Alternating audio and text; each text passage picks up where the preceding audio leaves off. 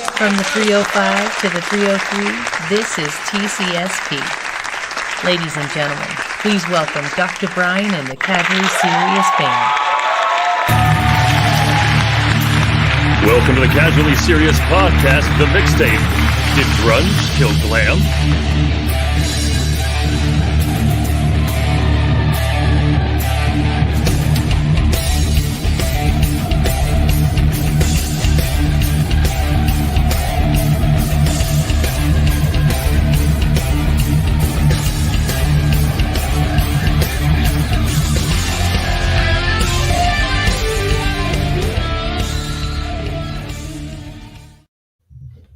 What is up, ladies and gentlemen? Welcome to the Casually Serious Podcast, the Mixtape. Did Grunge kill Glam? We don't have an answer for that yet. We're going to get to that. KenMan, how's it going today, brother? Hey, man, feeling great, doing great. How about you?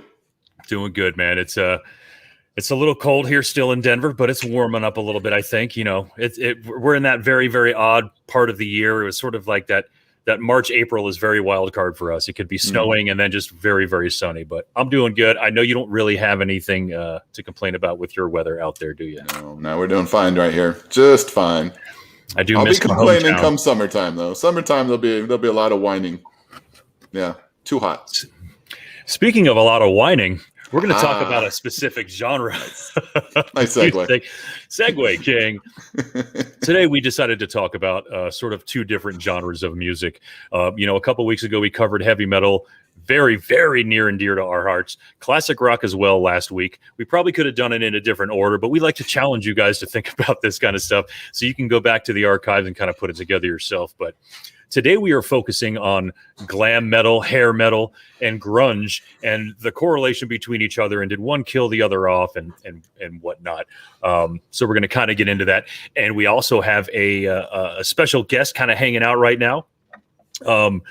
He's been on a couple shows with us before, and we're going to bring him in right now. Ladies and gentlemen, welcome the man, the myth, the legend, Jay. Oh, yeah. What's up, ladies and gentlemen? What is up, Jay, man? How you doing, brother? I'm wonderful, sirs. I hope you're well, sirs. Doing great. How you doing, man? It's so good to see you, man. You're at home. You got the Maiden posters in the background. You look comfortable. Had 30 days off of work. I'm starting to feel a little bit useless in life, but it's okay. That's a long time, dude. I think my honeymoon, at the end of my honeymoon, I was like, all right, I'm ready to clock in. I mean, not so much, but it's just when you work, and you stop, you automatically think you're programmed to continue going. So, well, the one thing that could bring me out is this conversation, because it's near and dear to my heart, because I love them both. Hell yeah, man. Let me ask you, those posters that are behind you, are those the original ones from your van? No, not from my van, no, but the 2 Minutes to Midnight is original from my junior high school days, and I have a Number of the Beast off to that side, which is original from 1986 that I bought from Greg Anderson's sister with change, which we had on a conversation about on an earlier show.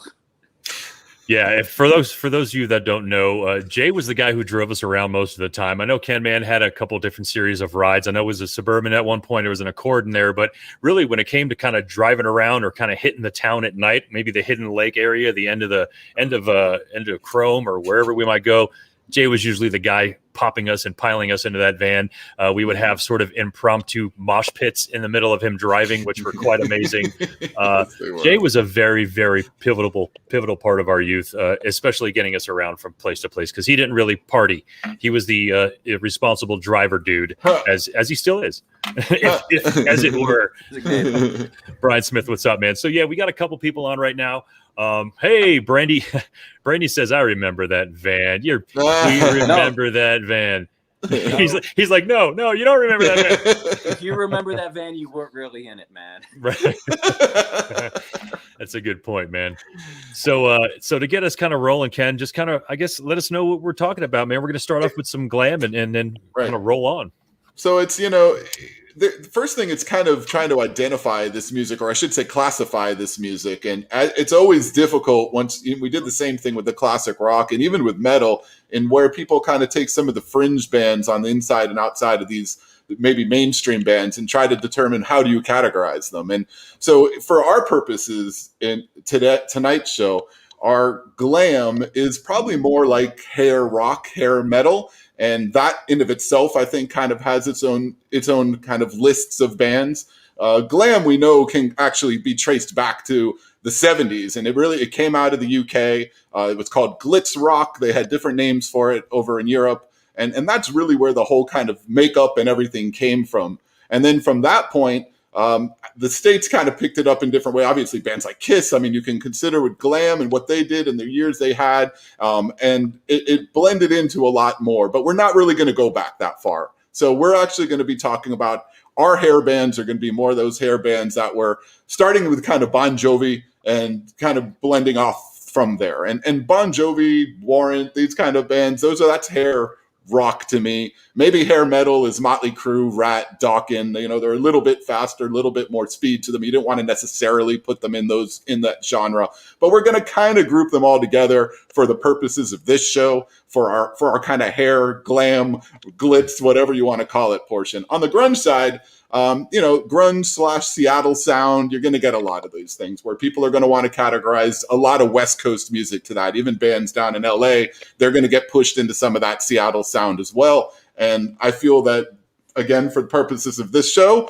we're going to kind of utilize some of that just because of the time frames. And there'll be a few bands that are going to kind of go in and, that are maybe transcending some of this. I'll give you an example. I think Red Hot Chili Peppers is a good example of kind of a transcending band that played West Coast stuff and still made it through the whole grunge scene and was almost a part of it in a lot of ways, but can be classified a whole lot differently. Exactly. You see Bob shaking his head because you can go a lot of ways with a band like that. So yeah, there'll be a little bit of this that we're going to be able to talk about, I think. And ultimately, at the end of the day, we want to try to answer our question. And did grunge kill glam music? Is that what did it? Was it or was it maybe the music itself? Because at one point, glam, hair rock, whatnot, got very, very, very hokey, I would say. The music all sounded the same. It was something that they were all singing about the same stuff. They were talking about the same things. It just got to the point where it was all the same. And once you got to bands like Steelheart and Extreme and Slaughter, towards the end of it, it just got very stale and ugly.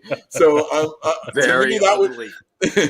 So at that point, to me, was it maybe, and my point is, did the music kill the music? Did it do it to itself? It wouldn't have mattered what came through. And I know Jay's got a point he wants to make to where it could have happened. I know Bob's got one too. And that's what a great point of this show is going to be, is that we all kind of have an idea of what might have done it. And it could very well be a combination of all of them. It could have started with this.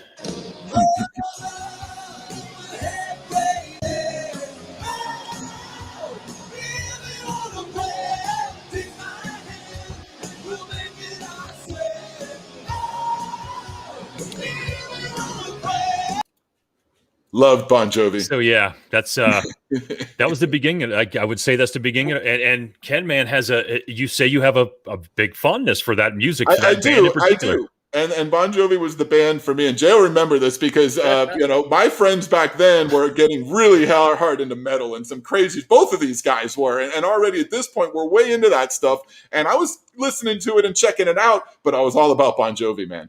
All about Bon Jovi. And I hear it constantly when I hear it from these guys. How you listen to that crap? And I was just all about Bon Jovi. He was the if we're talking about the reason for glam or hair rock happening, I'm gonna go on record as saying it had everything to do with getting females to go to a concert with you and hopefully home with you afterwards. You know what I mean? Maybe. And we're talking about a couple, a lot of bands that sort of incorporate that into all of it. Really, the more you started looking like a female, the better chance you had of a female being your fan. It's sort of how the rule of I think hair metal and glam metal was back then. Right. Very true. And hair metal became so popular that it brought in other people that kind of diluted the fan base, and you would see the cheerleaders wearing the shirts or the football players wearing the shirts. Right. It was like, no, this is our club. You need to stay away. So we would back off from those bands because I don't want anything to do with, at some point, Motley Crue. Because that's a good point. Because everyone's wearing Motley Crue shirts. So I'm gonna I'll put on a Slayer shirt and then be harder than you. So how about this? Were you down to be a part of this?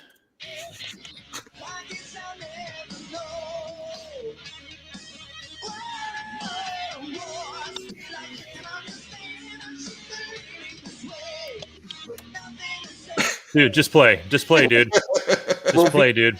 Vito Brato is an amazing guitar player. Vito Brato is one of the greatest guitar virtuosos ever, and he walked away from it. Try to find him now. He's nowhere. He's just living his house. He's living his life on Long Island, raising a family. I think a common vein. Go ahead. Sorry. Go ahead. No. You're saying? It's like it became so silly. I just got to leave. You know, they're like, what does the band look like before they heard the band? Which image overtook the music, and a lot of that has to do with MTV because you had to be good looking to make it on MTV. There were, you didn't see a lot of Overkill videos on MTV because let's face it, they're not the best looking dudes in the world. Not very pretty. Or Crocus, we didn't see a lot of Crocus either. and that guy's hair, man. That hair was rocking. Well, and the hairy chest was a little disturbing. But it's the same. You can say the same about a lot of other genres of music. MTV made image over music. Right. So important. Right. Good point. Yeah. So the beautiful bands with the blonde lead singer and blah blah blah, and that became more important than the Nelson. music. When Nelson came out, I was in love with those guys. I didn't know they were girls. I mean, guys. I was like, "Do you see that band Nelson? It was some hot chicks, dude." And you gotta look a little closer. But damn. And that was a terrible video with the Indian shaman with the flower. Not the flower. That's right. I'll tell you one thing. When it comes to these the hair metal bands or the glam rock bands, whatever you want to call them, there was usually, and you just said it before, it's funny, I can consider all three of us pretty hardcore metalheads. And no matter what, if we liked any of those bands, we are always quick to say, but so-and-so is a good blank. So you've got one guy in all of these bands that you can't stand, but the fucking guitarist is amazing. And maybe this drummer is badass. And this is like the greatest bassist in the world, but he plays for fucking Kickster or some shit like that. Like there seems to be there needs to be one legitimate badass in your band, because if not, you're not going to be able to come up or even play any of the bands or any of the songs that are going to be popular to anybody. They're always, you needed to have at least a ringer in your band. And I know obviously Bon Jovi had a ringer in his band, and there's all kinds of, really, really good, like Slaughter, that like I was saying, that was the Vinnie Vincent Invasion at one point, basically. And Mark Slaughter just kind of took it over. That cassette somewhere. Yeah, it's kind of crazy, man. But it did sort of give way to this point where all these women were coming to see this music, and then guys were like, yeah, we really want girls to come to concerts with us, but we don't want to have to listen to this in order to have that happen. Right. And I had a friend, Matt, say something earlier. I can't find the exact quote, so I'm paraphrasing right now. I hope I don't murder it, but he basically said, fuck grunge. He hates grunge, but glam wasn't killed by grunge. Glam killed itself because of bands like Trickster and Kix and all these other bands. Oversaturation. Yeah. There was no difference between the products. What's the difference between Twixter and White Lion and name 1,000 bands? They were all, the same. Right. Brian, Stryper is a completely different animal right there. I don't think that can be. That's definitely more heavy metal than anything else. It's just Christian laced. I don't know if that really necessarily puts them in a glam. Although, if you do take a look at those guys in that album, Oz Fox and these guys definitely had the teased hair. So they were definitely glam for God, I guess. If that's the case, they probably weren't saying they were trying to get laid, but they were. They were. Right. Aren't we all, Bob? Aren't we all? Yes. But you can look at some of these bands too that were a part of the beginning of this stuff that were also part of the end of it. I mean, even Bon Jovi. If you look at like Keep the Faith, I mean, that's like crap, and there's so much stuff he did afterwards that started the downtrend, not just of their music for Bon Jovi's, but a lot of bands. I think Motley Crue also, and Dr. Feelgood to me was, there's a couple good songs, but that's where it was over. It was garbage. There were 5 number 1 singles on Dr. Feelgood, and most of them to me.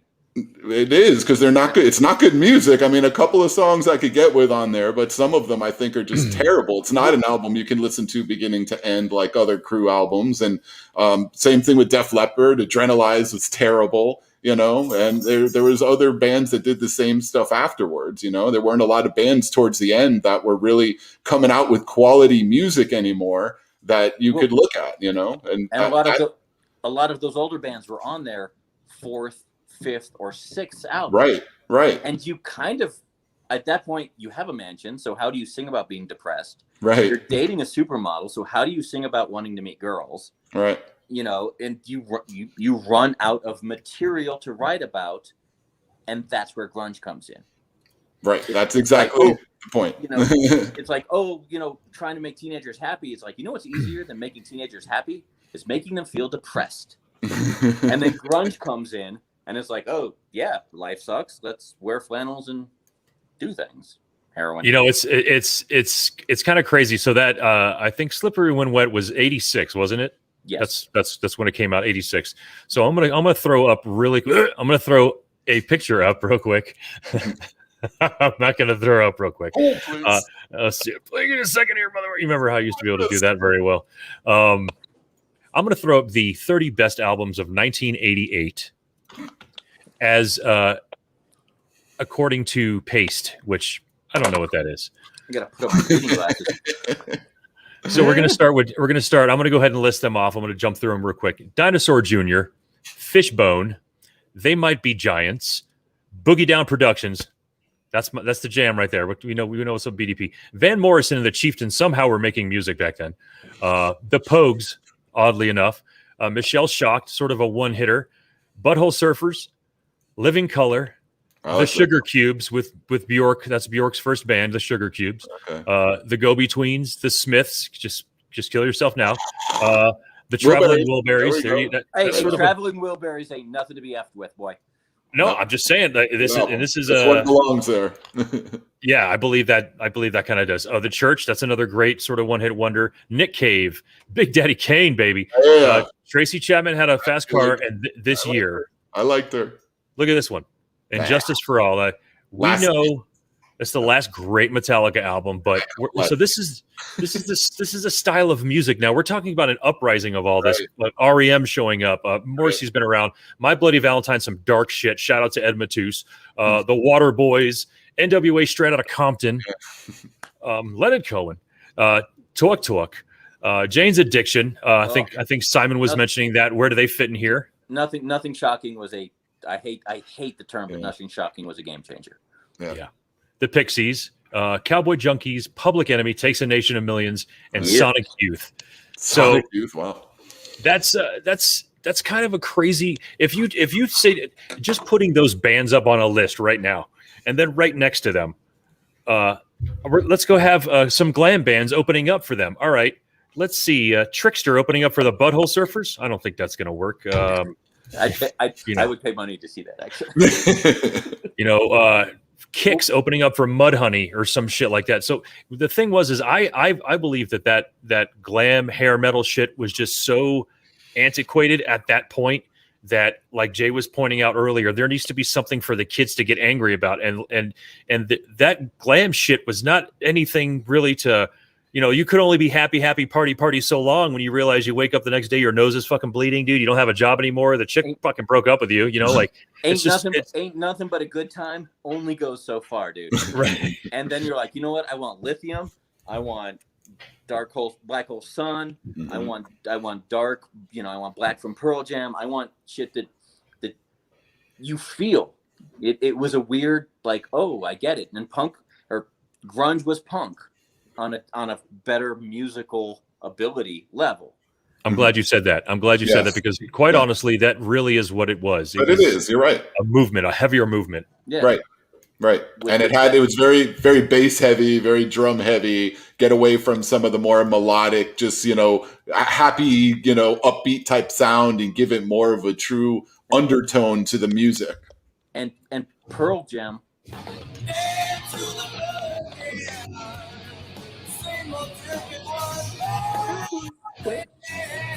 Oh man, dude.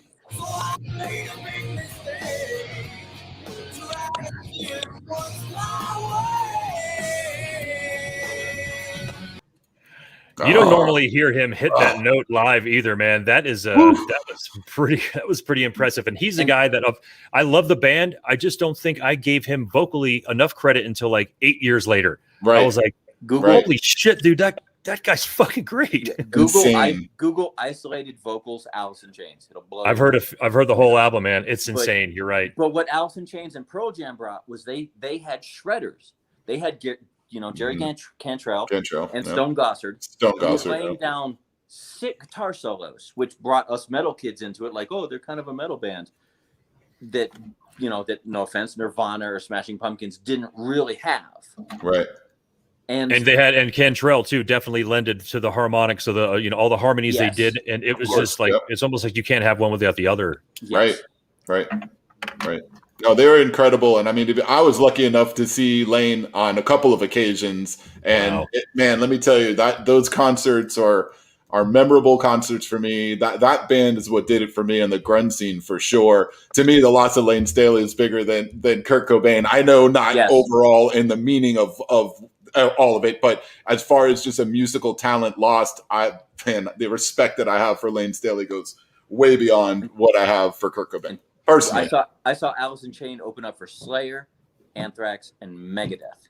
And at the end of the night, everyone left the arena going, "Holy shit! Did you see Alice in Chains?" Right. Which is that is the hardest audience in the world. Right. A Slayer, Anthrax, Megadeth, general admission, killing everybody. And when they were playing, people were like, "Holy shit! Do you hear these guys?" Yeah. So yeah, that was. And I tell you what, they definitely. I don't think that band. I'm not going to say they didn't miss a beat. Of course, you're hurt without Lane, but I'm amazed with what Jerry was able to do when he held the band together. And I saw that live a couple of different times, and now again and I forget the dude's name, but man, that front man they got now. I mean, he's damn good, dude. Notes, dude. I mean, he's some of those notes. Duvall, fantastic. That man's got the sound. That not the obviously, but man, does he get close, man? It makes it sound good. He also he plays guitar, so that brings another level. Right. But he harmonizes well with Jerry, and I feel that, man. You close your eyes and it's just there in a way. And I'll see them anytime. I never miss Alice. I've seen them twice actually down here over the last 5 years. They played both times at the Jackie Gleason, which is just a small little place down here, small little theater. Great venue and just incredible shows. Always incredible shows. So the 1,000-pound elephant in the room. Never mind. Yeah, it is. I mean, it's the one. That's the one that did it. I mean, that's the album. That was 1991. So that was the song, the video that did it. That's the one that changed everything. It really is. And you could say what you want about the band and what you thought about them, either at the time they came out or later on. But that was the date that it happened. I believe it was in summer of 1991 when that album came out, and that one changed the world. And Simon Sangrani, you still have my cassette. I want it back. I listened to that a lot in his car. There are very few CDs that I will put in start to finish, and Nevermind's one of them. Nevermind's always going to be one of them. And it was something also that somebody I was speaking to earlier was telling me about, and I never really thought about, but true, with the way Nirvana kind of worked their music structure, their song structure, where a lot of their music, they would come right out with the chorus in the beginning of the song. Come As You Are starts out in the beginning. This is how they do it. They formatted things in their own way. They did things in their own style. And that was just musically. Fashionably, they wanted to be anything but what the music we were just talking about was. They wanted to be anything but glam. They were never going to put makeup on. They were never going to wear spandex. This is not this group. They were going to wear the flannels and the jeans, and they were going to be comfortable, and they were going to do it so that they weren't a part of the fashion scene and not mainstream, but instead they made it a new fashion scene and new mainstream is exactly what happened. I think the record companies really did that part of all of it. But still, the fact that they were so against it, Kirk was so against that, I mean, that only pushed, people wanted it more then. The fact that he hated it so much and didn't want to be a part of it only made it a bigger movement. Fashionably, I'm even saying, not even musically. It's a girl that doesn't put out that you want it more from. So they were like, no, they didn't do interviews. They didn't do tours. They didn't do festivals. They secluded themselves, which made them mysterious. This was before the internet, before Facebook and all that. I know everything they do every single day. You waited months to find out what are those guys up to, and then you find out it's terrible stuff, and it made it more intriguing. Right. Absolutely. No, it definitely did. I mean, I know that worked for me. I was into it. I wanted to know what was going on. Nirvana wasn't one of my favorites at the time, but I was already heavy into it with Alice, and I just felt like there was a lot more to it. Alice in Chains is a much better band. I agree. So this is 1990. The top 25 albums of 1990. The Pixies, Living Color Again, which I don't understand. I don't really know I don't know anything from that album. Only the first one. It's actually good. We have Depeche Mode, Mazzy Star, which is I like Mazzy. That was like there was like 2 songs on the album that you never heard from her again. Hope Sandoval did some stuff later, but that's it. But this is a great album right here. America's Most Wanted. That's that's great. The Breeders was another great spin-off band from Kim Deal. We saw them. I was gonna say we were at that show, man. Replacements, Black Crows, Digital Underground, Sinead O'Connor. Listen, Eric B. and Rakim, Alice in Chains Facelift. So that's sort of the beginning right there. We can say, because this is 89. Ride, the La-Las, They Might Be Giants are there again. Tribe Called Quest, People's Instinctive Travels. All right, we're not gonna say anything about that because that's like one of the greatest albums too. Fugazi up there. The Sundays is one of my all-time favorite bands. Super depressing, beautiful stuff. Neil Young, get the hell out of here. Jane's Addiction, Sonic Youth, Public Enemy, Cocteau Twins. So that's and we're starting to build to the point where grunge is starting to get popular. Nevermind didn't come out until 91. So this is 2 years before that. Sort of the setup where you see Facelift from Alice in Chains, which is still, I still consider that to be metal, very hard rock metal. I don't consider that grunge. Sonic Youth was a band I never liked, and I never knew anyone that liked Sonic Youth. But they were the band, like everyone's like, "Oh, I fucking love Sonic Youth," and it was just it was if you were in a band, you probably like Sonic Youth, so you had to say it to sound like you know the music, and it was like, name one song. It's like, I don't know. I liked what they did with Cypress Hill on the Judgment Night soundtrack. Well, that was pretty cool. That was really good. You can come by and get me high. You mentioned Fugazi before. Fugazi is great. That's another one that's a kind of a band a lot of people don't know about, but Fugazi is fantastic. I got to see them live too. That was a great show. And that's crazy. That was Ian's second band after Minor Threat, which was Minor Threat to me.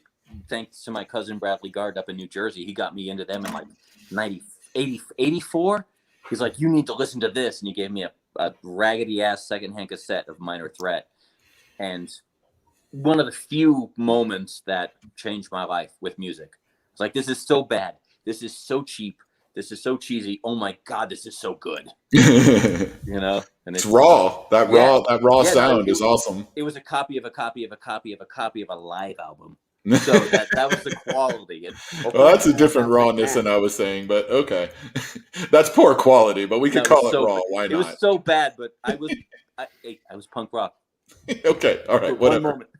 And I truly believe, like what you were saying before, the grunge movement was more of a punk rock counterculture to the glam shit, to the dying of the straightforward rock and roll mindset, the jeans, the denim, the bleached fucking hair. Like, it was a complete counterculture to that. It was people dyeing their hair fucking purple and wearing just jeans and a flannel. Like, how more plain can you get than jeans and a flannel? But yet Spin Magazine, Rolling Stone, they all wanted these guys on their cover, and everyone was buying freaking flannels. It was GQ, Esquire, they wanted them on their covers. That's what's even crazy. We're talking about mainstream. It was the soul of rock and roll. It just changed. Punk came out against disco, and grunge came out against hair metal, because all you heard on the radio stations was White Snakes and Motley Crue and those bands, them guys. Right. And so someone's like, you know what, you like that? I'm going to try something different. I'm going to tune it down. I'm going to make it ugly. I'm going to have stupid lyrics. And it worked because kids needed that. Because at some point, how do you relate to White Snake? Right. How do you relate to Cherry Pie? Right. Warrant. Teenage kids need something to be like, oh, this is mine, this is new, this is special, this is good. Right. Absolutely. And it was easy to do because you were coming off of something that really just was, it was just fluff. It wasn't real music even. It was just fluff. And this was real music. They looked like us. They had bad hair. Right. They had cheesy hair, facial hair, because it didn't come in yet. They were wearing ratty ass flannels, and we're like, I can relate, like Metallica. I can relate to this dude because he looks like me. Right. And if I was on stage, he would be in the audience. Right. So it It's worked. true. Yep. It definitely did. I agree with that. That's where the fashion side of it also kind of fit into what they were doing, even though they thought they were being counterculture. They actually turned into being the culture. All of a sudden, cardigan sweaters went.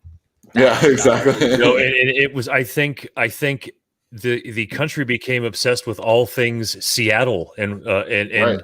the movement of all. This movie right here is one of my favorite movies. Great soundtrack. Soundtrack's insane. I'm gonna say, like, so not only do they have the amazing bands in this soundtrack, fucking Alice in Chains is playing in a club. Right. Soundgarden is playing in a club. Like, right. And they're Eddie in the movie and Stone in the movie. I think Eddie Pearl and Stone Jam. are both in it, right? Pearl Jam is Matt Dillon's band. Right.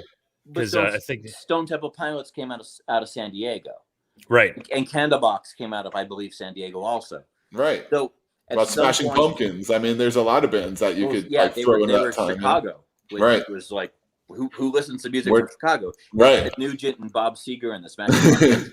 STP is wild card, man. STP is one of my favorite bands, dude. And they were the wild card. They rode that part of the successful movement. They sure did. And were still able to be just STP. It was like no one can sing like Weiland. The DeLeo brothers are fucking amazing. Like there's just no one that can do that whole package thing.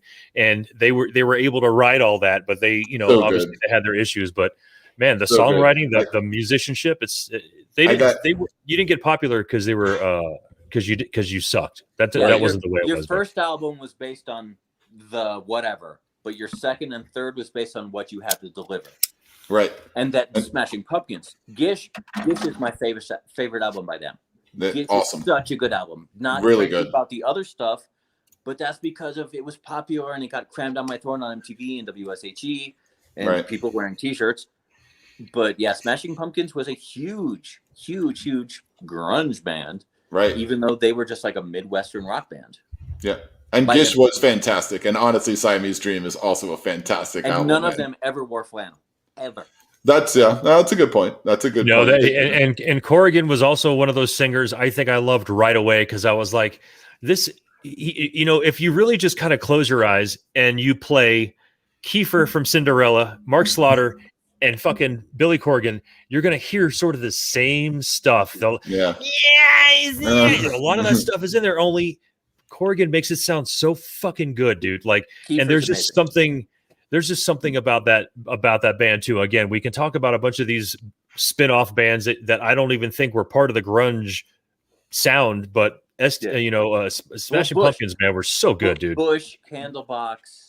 There's a million of them. Yeah, Bush is weird, man. Anyone that came in between 91 and 94 is your live is your part of, this is your graduating class. You were part of the senior class of this, and that's what you are. That goes to the music that you're trying to get to classify, and you're almost putting them there because of the time. It was more like this is when you were making music. This is what was popular. It sounds a little bit like that, but you're not geographically from that space. You're not necessarily having that full sound like that. You're still rock. And this time right now, it's all called grunge. So everybody's kind of thrown into that unless you're completely just totally reformatting your music into some different type of sound, which starts to happen later. Is Jane's Addiction grunge? Oh, that's another transcending band, I think, like Chili Peppers that started before and went through. So that maybe they were affected by some of that, and maybe they even tried to make some of their music work with what was popular at the time. But those bands still transcended that time from That's kind of weird too. For as much as I don't like those guys, they managed to just kind of fucking shoot through everything. Right. Jane's Addiction is one of the few bands that I listen to, and I'm like, I don't know how to calculate this. I don't know what they are. That was party rock. I always considered them to be party rock. Well, no, before college party rock. Caught Stealing. Just don't pay attention to Caught Stealing. Please. Right. Yeah. Terrible song. But like their first two albums, it was so weird, and it's like, it was like it's so different. I liked Iron Maiden, but I liked Jane's Addiction. They just covered so many weird emotions and sounds. Dave Navarro is an amazing guitar player. He does more with 3 notes than Igmay Valentine does with 50 notes. Wow. It's an interesting point. Well, I live in a tree and drive a truck, so I have weird aspects on life. But yeah, nothing shocking changed my life more than Peace of Mind, or It Takes a Nation of Millions to Hold Us Back, or Vulgar Display of Power. That was like one of those albums that I wasn't ready for, and it totally slapped me in the face. Like, holy shit, music can be different. Right. And image doesn't mean anything. You know, it's all about what's coming out of those speakers. But look how that was received, though, because here you're talking about how it changed your life, like some really major albums, and Bob has absolutely no interest in that band whatsoever. Well, apparently Bob has no taste in music. So. Oh, okay, there we go. Shots fired. So but what's funny is in this situation is I think I'm in the middle. You know, oh, there goes Jay. That was a joke. Okay, I'm in the middle here, like with that band in particular, because I like and don't like stuff from Jane's Addiction, so I could go either way with a band like that. So, but that's a good point that you make, is that it was. Yeah. Neither one of us have good musical taste, I guess. But this was, you know, kind of the way I felt. So your point is good, because it was different and it was received by people in different ways, obviously, you know. But again, that's why that's a band that I think fits into that like transcending category, which, you know, they were there before and they were there after. So what they did in between is whatever it was, you know. And I totally checked out after Been Caught Stealing. Yeah, no, I mean, I'm with you on that. That was terrible. Because MTV crammed it down our throats, and I saw people wearing Jane's Addiction's T-shirts at school that I wanted to shank. So Exactly. Let's take I didn't shank you. Let's take a look at the best glam metal bands of all time. The top 75. I'll fly through them really quick. Wow. Oddly enough, Freely's Comet is up there. I don't really know how that happened. No idea who Femme Fatale is, but here's Nelson that we were talking about. Tiger Tails, who the hell is that? Aldo Nova, Vinnie Vincent Invasion, Electric Boys, Hurricane, Pretty Boy Floyd, Every Mother's Nightmare. I really doubt that. Enough's Enough. Bang Tango was a huge band. The Darkness, that's crazy, and that, you know, that's a relatively new band. Dangerous Toys, what's up? I don't consider them to be glam. Brittany Fox definitely is a huge example of glam. Terrible. Kingdom Come, Girl School, Night Ranger, I don't know. Mr. Big, definitely. Danger, definitely. TNT, Faster Pussycat. We're getting into the points. Except there's no way that's hair metal. No, absolutely not. There's no way fucking Rainbow, no. Not at all. I was going to say there's got to be a couple exceptions here. Steel Panther is a great one. The Cult, no. Triumph, I don't know. There's Crocus. Great White, part of the G's. There we go. Slaughter, White Lion, Lita Ford. Those are some good examples, I think. Yeah, definitely. I think there's a blur here. I don't really. I think maybe the clothing could be considered glamish in some way. Twisted Sister, definitely. That was like over the top glam. Totally. But we're going to fast forward up here. Kiss, I guess they can kind of go up there. And like I said before, it's funny how glam was popular. Kiss came aboard and killed glam, got popular, and then died pretty much because... Again, a transcending band. Yes. But for the top 5 glam bands of all time to be Motley Crue, Van Halen, Scorpions, Rat, and Whitesnake, we're obviously going to have to go to the source on this one. This is from Ranker. So people go up there and hit these buttons, and that's how the ranks happen. Right. But I don't necessarily think Scorpions belong up there. I never really thought of Motley Crue to be glam until really Theater of Pain, if I'm being honest. Whitesnake, definitely. But, you know, those are some examples of bands that I think definitely sort of fit on that list. And hilariously, if we go on the other end of that and and bother ourselves with the best grunge bands of all time, we can go ahead and show you how quick that list is. Smashing Pumpkins, Soundgarden, Pearl Jam, Nirvana, Mother Love Bone, which is basically Pearl Jam. Pearl, exactly. Hole, Hater. Dinosaur Jr., Screaming Trees, Yep. L7, yep. Mudhoney, Yep. Babes in Toyland, Melvins, and Alice in Chains. Those are the all time. After 5, none of them matter. You know, I don't know any of those bands. But we're talking You don't know about any of those bands? I know every one of those bands. I've heard of them, but I can't name you a single song. Okay, I got you. But that's okay because in comparison to that, I listed 75 glam bands that you probably couldn't list one of their fucking songs either.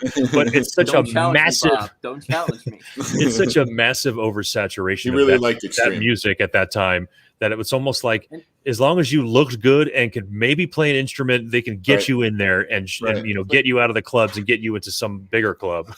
And that was it. And I'm going to totally jump subjects, and I apologize. Another thing that killed hair metal was the rise of hip hop. It was Dr. Dre's The Chronic.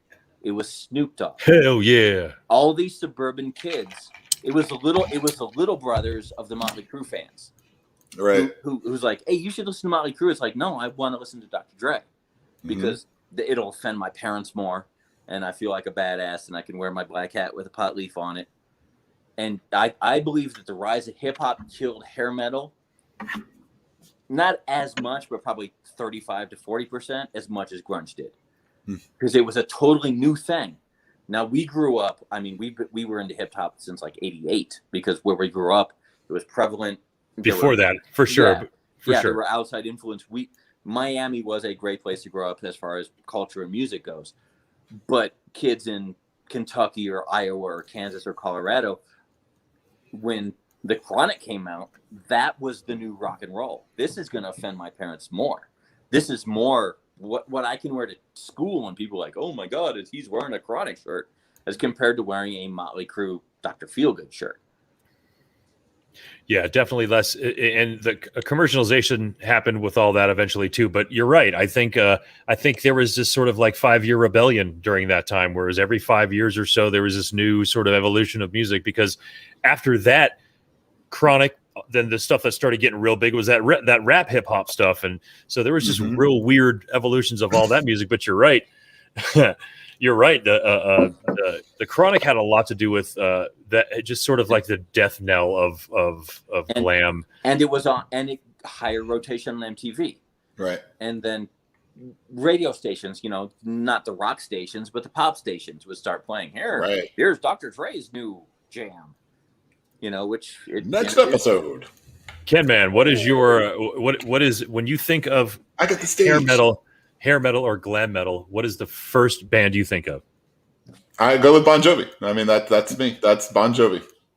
100%. And when you think of grunge, what's the first band you think of? Alice in Chains. All right, Jay, same stuff, man. What's the band you think of when you think of hair bands or glam metal? Sorry, Russell Robbins, Motley Crue. All right, and grunge. What do you think of when you say Nirvana? Because of the overwhelming avalanche of attention to them. Yeah, I agree on that 100%. I think the biggest shining example to me of glam metal is Poison. Could not stand that music. And obviously if you just put let's take a still shot of Poison on stage at a concert, and then take a still shot of like Slayer's stage at the same exact time during the same year. And that's sort of the reason why the contrast is such a big deal to me, because I needed something with substance and value, whether it was telling you that, you were going to die or some other crazy thrashy shit didn't really matter to me.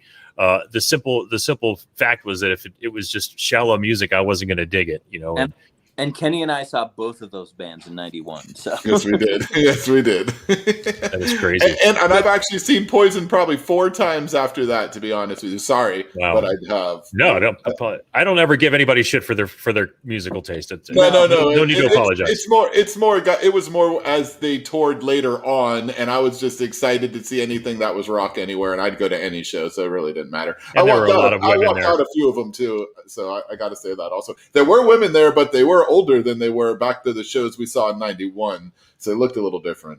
Hey, sorry.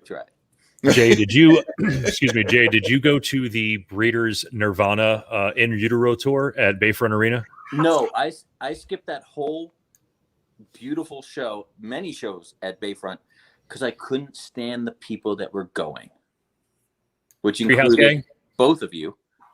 I was going to say we were both there. Thanks. No, it was. I was a hermit, and I didn't want to leave the house, and I didn't want to go to Miami.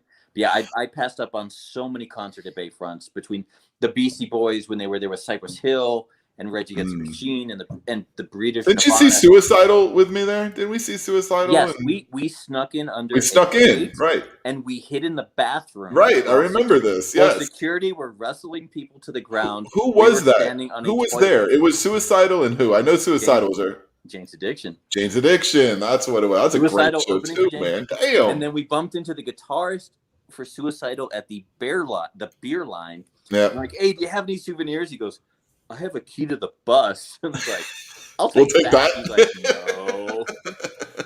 Yeah, that was Suicidal at their absolute peak. It was great. At their peak. That was before Got Caught Stealing came out. That was it was such a good show, man. Such a good show. Good times. And we snuck in. That's the best part. Yeah, we did not pay a damn dime for that show. It was awesome. Yep, hit under the tour bus. Oh, that's at the show. Oh, sweet. Hey, did you do this? You film this? No. Okay. I heard they sucked in concert. No, they're pretty good. This show was. That was so much fun. And the Breeders killed it, too, ahead of time. The Breeders were fucking incredible. That was a great show, dude. There was another band, too, right? There were 3 bands there. I can't remember what the other band was. I'm pretty sure there was one more band there. They must have been awesome if you can't remember them. Exactly. I mean, that's what it comes down to. But I could be wrong. I think back then, I know that most of us, we were all at these same shows. We probably, for the most part, we probably skipped a lot of the openers, the first, even second bands. You know what I mean? Like, there was a good time. Yeah, that's something I regret. Is like on a five band bill, not showing up for the headliners until the headliners, because you missed out on those other bands that were just trying to make it. Who maybe have become Bush at some point. I don't regret any of it. I don't know. I'm just saying, I don't know if I can recall one concert where I was like, let's skip this dude. And then later been like, why did you skip that dude? You know, like, except for recently, I think, didn't you and I miss, Jay, didn't we go see, I feel like did we miss Phil Anselmo? Yes, it's Slayer. Yeah, we totally missed Phil Anselmo and the Illegals doing nothing but Far Beyond or Vocal Display of Power. Yeah. And we pass up on Dream Theater for Iron Maiden and Corrida Cambria at Iron Maiden. So yeah, we've missed a couple, but yeah, Phil, it's personal reasons with that guy. Yeah, I think Sorry, I do. Phil. I remember that concert at Bayfront as well as I remember any concert at Bayfront. If I'm being honest, there was just something magical about that place, man. It was very Red Roxy, but just so South Florida, where it was just water in the back and it just buildings behind you. Yeah, it skyline behind you and water in the front. It really, it's pretty awesome. I really love that venue. I still love that venue. Perry Farrell was like, "Hey, everybody, just turn around and look at these high-rise buildings, man. We're in the middle of America, bro, and we're just having a rock concert." And we're just like, "What are you talking about, dude?" See, that's what's funny.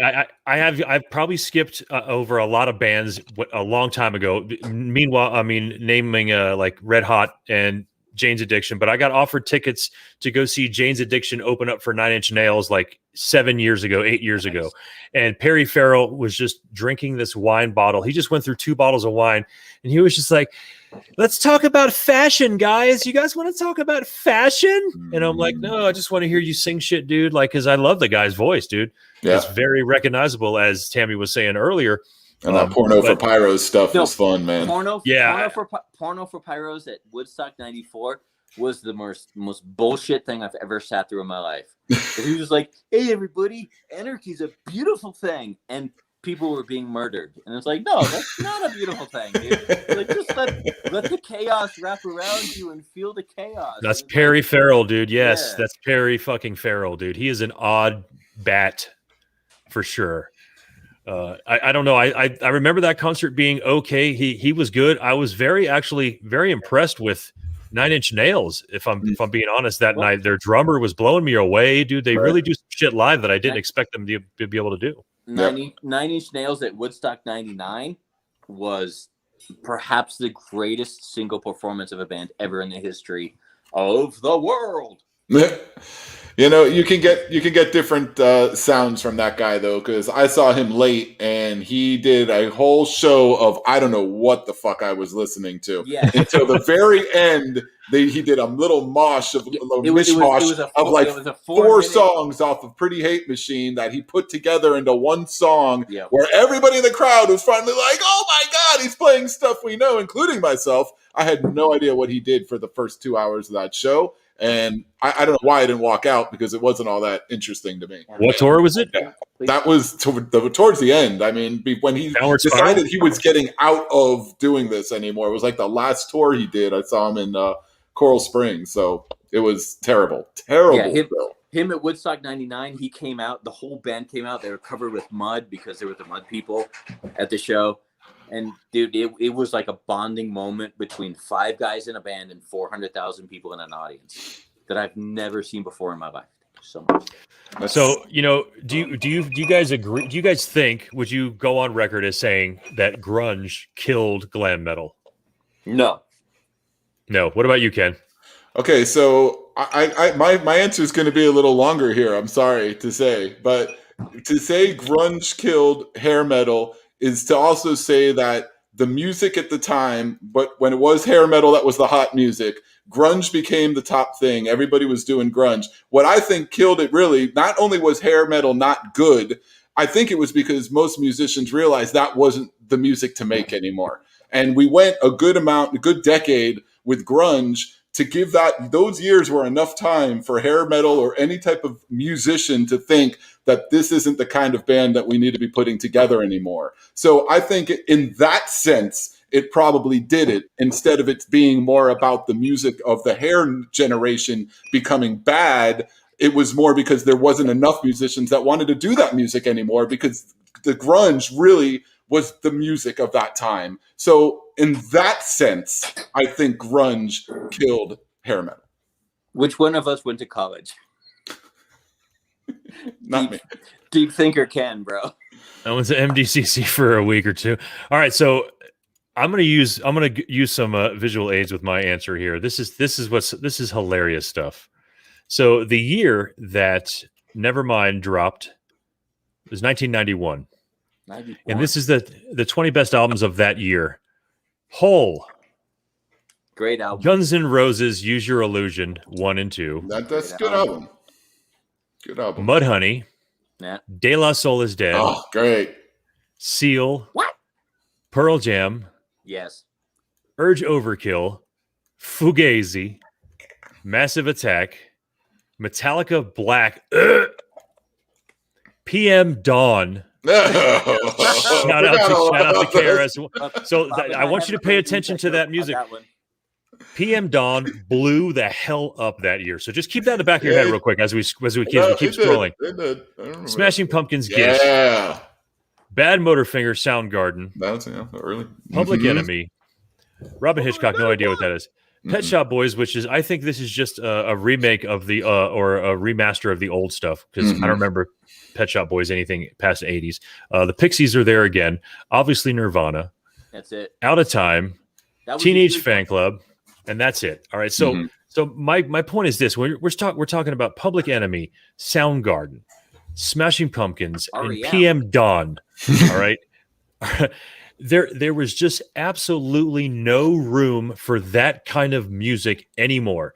And whether it was, and I think maybe what I got out of what Ken said was, I believe that glam was sort of a usable instrument for you to be okay getting the fuck out of this whole cookie cutter heavy metal hair glam bullshit and try and find something different. Whether you were cool with it or not, whether you liked Courtney Love singing for Hole, or whether you liked Chris Cornell or anybody that actually could sing, it was still part of something different than what had been going on for the last 10, 15 years. And my point of that whole scroll of the 1991 albums was that there was a major, major explosion of different kinds of music going on. And whether you called it grunge or not, I think really all it was sort of like just enough rope for everybody in Kickster to hang themselves. You know what I mean? Don't Like, treat me bad, bro. Don't treat me bad.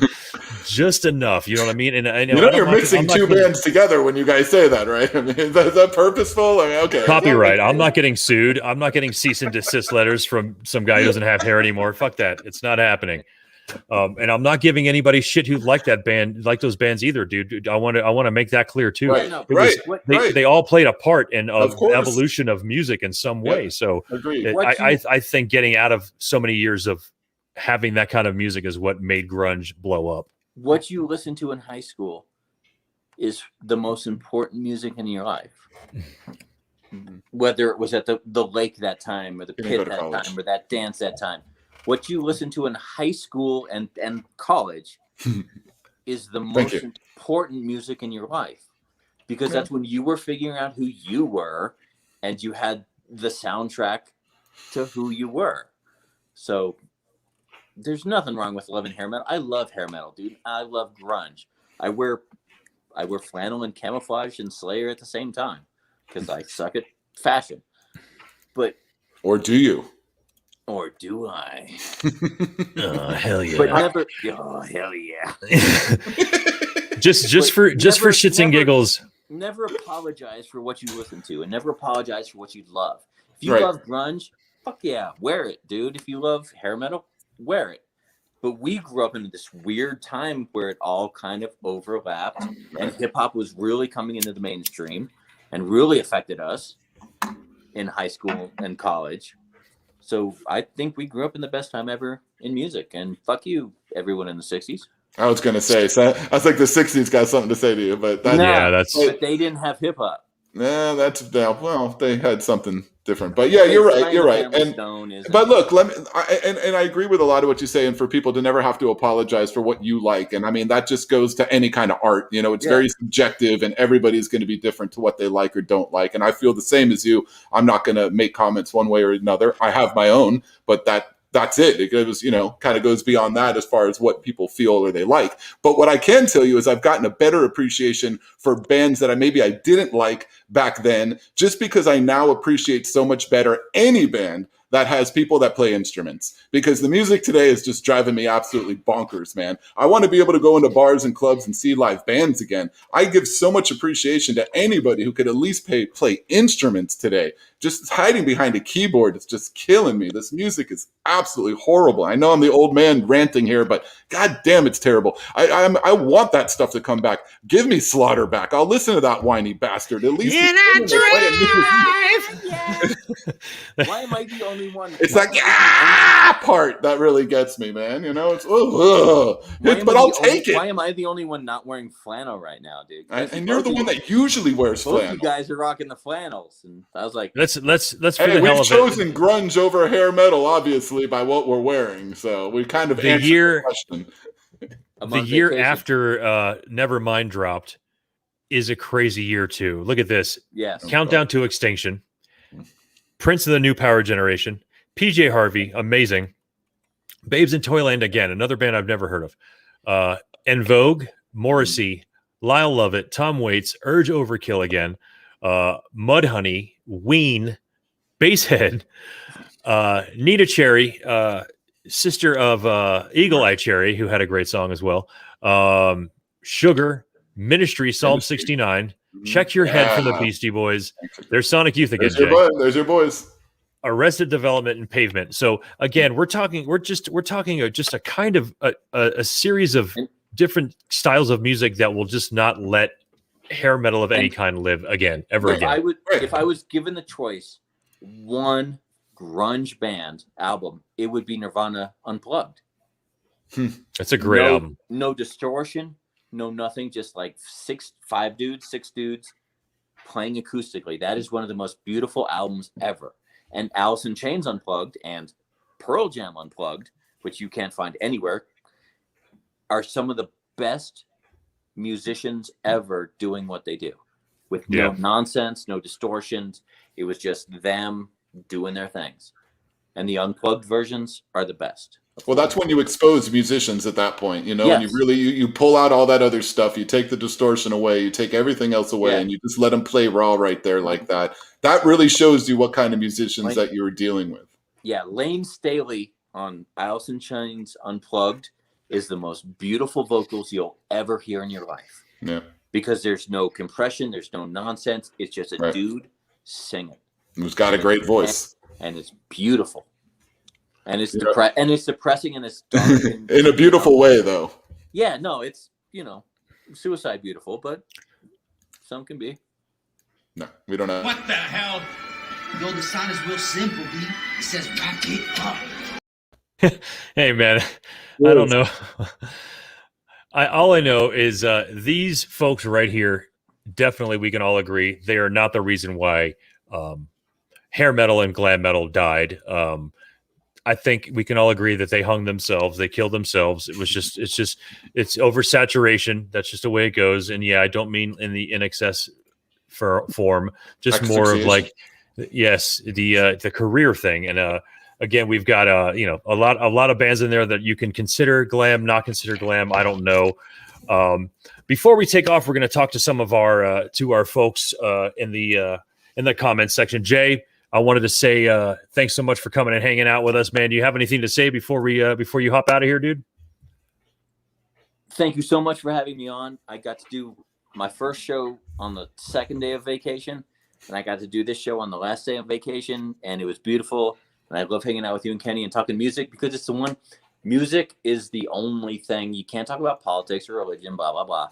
But music just, it brings us together as everyone. Right. So I can, hair metal and grunge, it's all good, dude.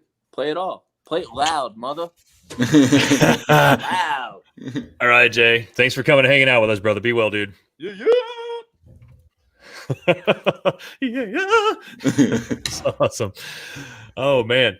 So anyway, folks, before we get the hell out of here, I wanted to make an announcement real quick. TCSP next week is going to be pretty big for both of us, if I'm being honest.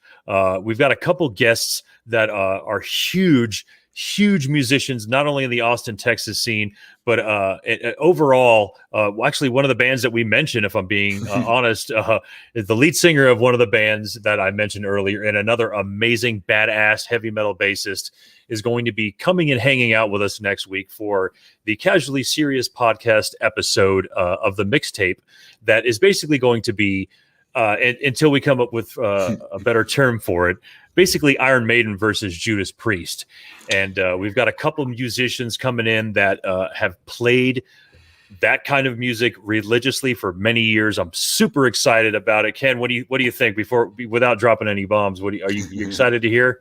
Absolutely, man. I was thrilled when I heard that they accepted the invitation to join us. And, it's great to be able to talk with people that are going to have a great insight to the music, in addition to what we're able to provide just from being avid listeners and people that have been paying attention to this music for so long. And with your background with the music scene in Austin, I mean, just being able to have that connection there is awesome. It's fantastic. I'm looking forward to it. It's going to be good. You can't miss it. You guys better be here. You got to check it out. I think we might be starting a little late, though, next week. Is that possible, or are we going to still be on time? I think we're going to push it back probably maybe a half an hour. Not too much. It's not going back 2 hours or anything like that. It would normally be airing at 9:30 Eastern. We may do it at 10 o'clock, 10:30. I don't know. So hang out a little later next week. Be prepared. A little later next week, but it's going to be worth it. So or just catch it later on the archives, whatever you want to do. Yeah. But coming and hanging out live is a cool thing. And again, I want to make sure I give some shouts out real quick. One of the first dudes to come and hang out, Brian Smith. Thank you so much for coming and hanging out with us. What's up, Brian? I'm happy to see Brandy coming and hanging out. Brandy is part of that whole scene growing up in Miami, man. The van scene, the end of Sunset and Kendall, and the end of everything scene. She's part of all that. When you could hang out in groups like that and not get arrested back in the day, right. Those good times. Back when we were taking Rohypnol to party, not to make each other. Right. We wanted it for ourselves. We weren't putting it anyone else. Crazy people, man. Okay, I can back to that chick. Tammy, one of the artistic directors in the background, thank you so much for everything you do. We appreciate you coming and hanging out. Simon, also part of the of us growing up during that whole time. Thank you for coming out as always, Simon. Who else came and popped in there? I think I saw Merck. Yeah, my brother Andrew Pace came in and said hello. That's pretty cool. Simon saying this show rocks. Yeah, appreciate that, man. It does I really tonight. appreciate that. It definitely did tonight, at least for one portion of it. I don't know, Right. depending on what side of that. Yeah, there was some rock, there was some not, but you know, it is what it is. I was definitely done with that kind of music before it was even dead. So it, you know, I don't really think. I think I noticed the beginning of grunge before I even noticed that there was a death to that kind of music. So, yeah. But anyway, KenMan, you got anything to say before we break out of here, dude?